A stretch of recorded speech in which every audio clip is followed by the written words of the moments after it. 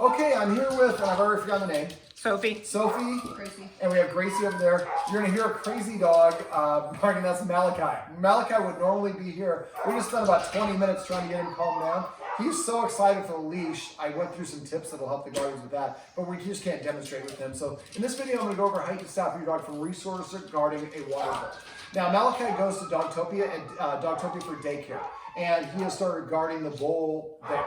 And so basically in this technique, I'm going to go over and show you how you can create, how you can stop that. Now it's very natural dogs to guard resources. In the wild, that's what they do. They guard their food, their water, their shelter, their offspring. That's very normal. We have them in a domesticated setting. They don't need to do that. Now a lot of, and I'll beat up on my ilk, a lot of men, the dog's like, resource guards, I'm going to take that away. Well, resource guarding is the fear that you're going to take it away. So if your dog resource guards and you take it away, you just validated everything they're doing.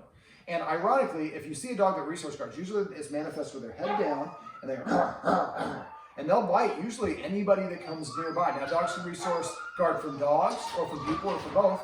They can guard water bowls, toys, food, locations, couches, people. So, there is no correlation between how well trained your dog is and if it's a resource guard. So this is not an indication of training. And if your dog has resource guarding, what we want to do is create a scenario. We use, as a dog psychologist, I use positive reinforcement only. I want to create a scenario where the dog feels comfortable. So what we're going to do is we're going to kind of recreate this. And then I actually teach at Dogtopia where he guards the ball. So what we'll do is I'll be able to do this with the staff. The staff at Dogtopia can watch this and learn how to do this. All right, so basically I've got him on a leash, and this is she's going to mimic Malakai. I have the water bowl right here.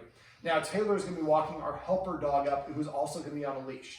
Now, when we do this, Malakai is, he's tired now, but if you're going to do this, you want to exercise the dog before you do this. Now, after exercise, you want to give him about 10 minutes to recover. Also, we want to pick a helper dog that's not going to be bouncing off the walls crazy, because that's going to make it more, just like us, we're more likely to react in certain situations if we're worked up than if we're more calm and relaxed. So we want to set the dog up for success, make it an easier situation, and then gradually, once the dog has the broad strokes, then we'll gradually raise the criteria. So the first thing we're going to do, and I'm going to describe it first and Taylor's going to show you, is we need to figure out what distance we can approach. Now, if I'm the dog, when the other dog or the person, whoever I'm resource guarding against, gets to a certain distance, I'm going to explode, I'm going to bark, and I'm going to lunge and snap. Air biting is usually what it is. You waited way too long. What we want to do is we want to catch the genesis of it. And the genesis point is usually when the dog's like, I'm like hanging out, and the person's go ahead and walk over towards me, Taylor, and make sure you see Taylor in the shot, and like this. I'm going to freeze. That's the genesis point. So what Taylor was doing is she's walking. When you're doing this, you want to start far enough away where the dog is not frozen and kind of looks somewhat relaxed. And as soon as you start walking, you walk directly towards the dog, and maybe more of an angle would be ideal, but directly towards the dog. As soon as I kind of freeze, you stop. And you take note of what that distance is. Let's say that distance is 15 feet. Then once you have note of the distance, you can calculate it really quickly and turn around and walk away with the dog. So the next step, what we're going to do is I'm going to have you, and can you see, I'm going to have you actually take a step behind the chair and keep the camera pointed at me if you could. And this way you can kind of, I want to be able to see kind of Taylor as she enters the shot, and make sure the edge of the shot is right here for the camera. Okay, so now what we're going to do is we're going to imagine where that bone is on the floor is the distance that we've already attributed. This is not to scale. So Taylor's going to approach with that dog, probably with a little bit of a shorter leash. There you go. And she stops at that point, and she rolls a treat. This dog gets a reward, and then she turns and walks away. So if we wait for the dog to react, then it's in that panic state that Malakai is still in. And now he's going to be out of balance, and that's when he's more likely to bark. So as soon as he freezes, he's saying, hey, I'm uncomfortable with you coming. So we stop and say, hey, we heard you. But you know what? When we approach at this point, we're going to roll a treat. Something really good is going to happen. Nobody takes your resource. We improve the situation. Then we leave.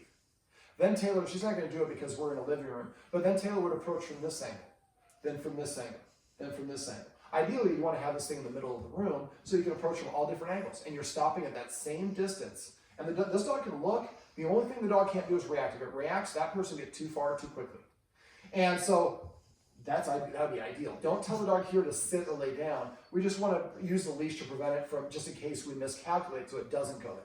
So after we practice this, maybe going all the way around with a couple treats, then and you don't have to. But after a while, you get to the point where you see the dog doesn't freeze when you get to that distance. So let's say that we're at 20 feet.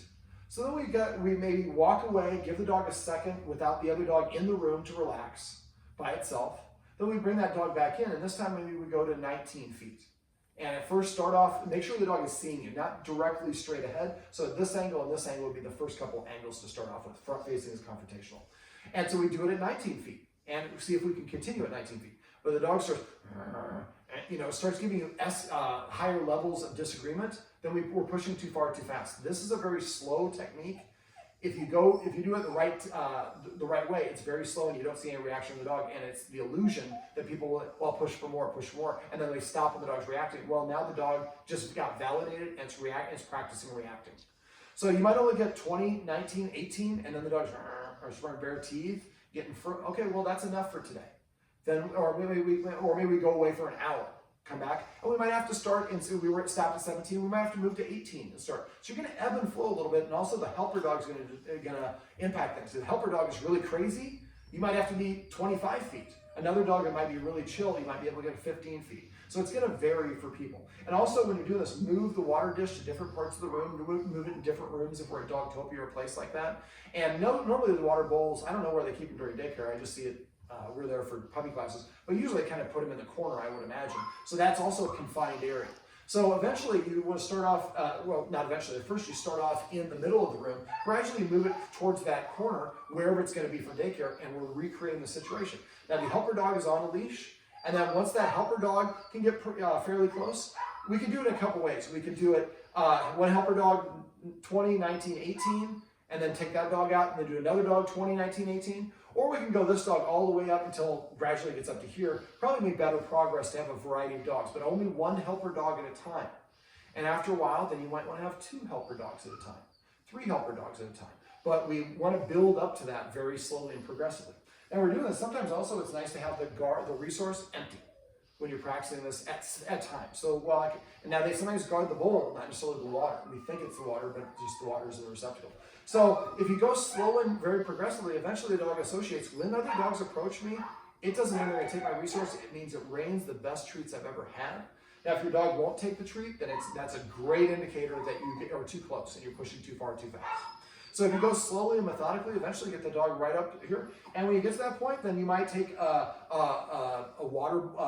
bucket or a big gulp and pour more water in there, or you might hand the dog the treat. But again, watch for the dog. The signs you're looking for: the dog staring, baring the teeth, hackles being up, tail up, ears flat back.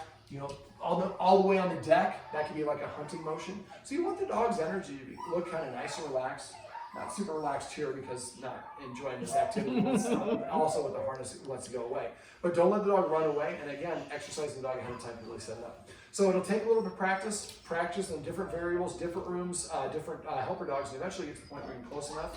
And eventually the dog no longer associates with a threat and looks at it as a positive, and you just solved resource guarding your dogs.